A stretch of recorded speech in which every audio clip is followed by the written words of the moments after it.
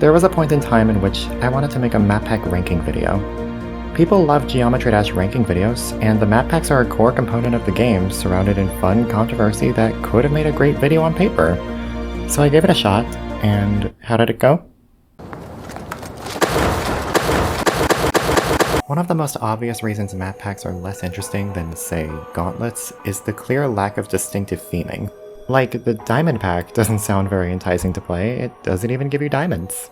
But you could say the same for the Gauntlets. A lot of those also have themes that are just vague sentiments. Chaos, magic, force, cursed, mystery. But the Gauntlets compensate by having artwork to set expectations for what the player might find in any given Gauntlet. The artwork for the Power Gauntlet looks exactly like the levels you'll find in the Power Gauntlet. It's a perfect one-to-one copy.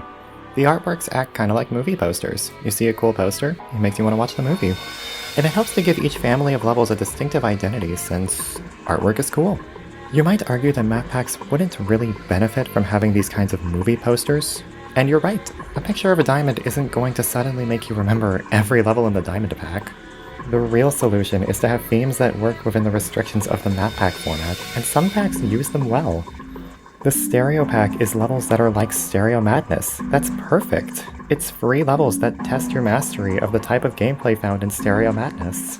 The Remix pack has RobTop level remixes, the Fast pack uses speed portals, the UFO pack has UFO levels. I don't have to name off the specific levels for you to get an idea of what they're like. You can tell from the titles of the packs alone. This is an advantage that map packs should have over Gauntlets, because their themes should be explicitly related to gameplay. They should be, but they aren't. I don't think map packs were ever designed with the intent of showcasing creativity or good levels. In my opinion, they were created to be a difficulty ladder.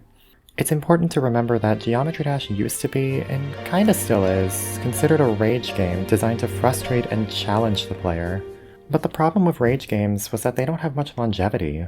Unless you were a creator, you wouldn't have had a lot of attainable goals back then. The RobTop levels serve that purpose because everyone plays them. They have unique prizes for beating them, and they're on the front page of the game. But RobTop must have known he couldn't keep that up forever. He can barely make levels for the updates today. So I bet he was looking to capitalize on user-created levels. And the map packs introduced in Update 1.6 were a pretty brilliant solution. They're select challenges made by players for players that gradually help you build your skill as you progress through each difficulty all the way up to demons. And putting these levels into packs makes them a lot more digestible. You can beat levels in select groups of 3, each of which give their own unique rewards like secret coins, and interestingly, more stars. This really puts into perspective that RobTop never expected the game to get so big to need more options for in-game currency. But the game evolved into having more adventure and artistic elements, and map packs were too primitive to live up to those standards. And RobTop could have breathed new life into the map packs and added really interesting cult classics like Death Moon into them, but he never did. And I think that's because the map packs were never supposed to be interesting. I think RobTop realized that if he wanted to showcase more interesting levels, he had to change the format. So it makes sense that he'd shift his focus to the Gauntlets. And now people can make their own playlists of levels with any kind of theme they want, so you'd be hard-pressed to find a lot of defenders for the archaic map packs. But it's not like the levels never tried to be interesting. Some of them have themes and creative designs and even good gameplay, and they reveal a lot about what building was like so many years ago.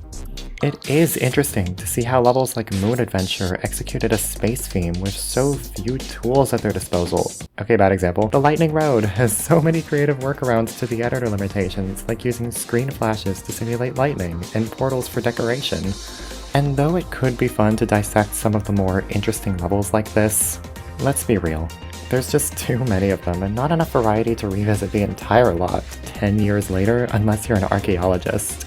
But now you have something neat to think about if you happen to be playing the map packs already, or something cool to remember them by if you're done with them. If nothing else, I hope it was at least an interesting story. Thanks for listening to my little ramble, and remember, just because these levels are boring and there's 1,000 of them, doesn't mean you're justified to use hacks and instant complete them.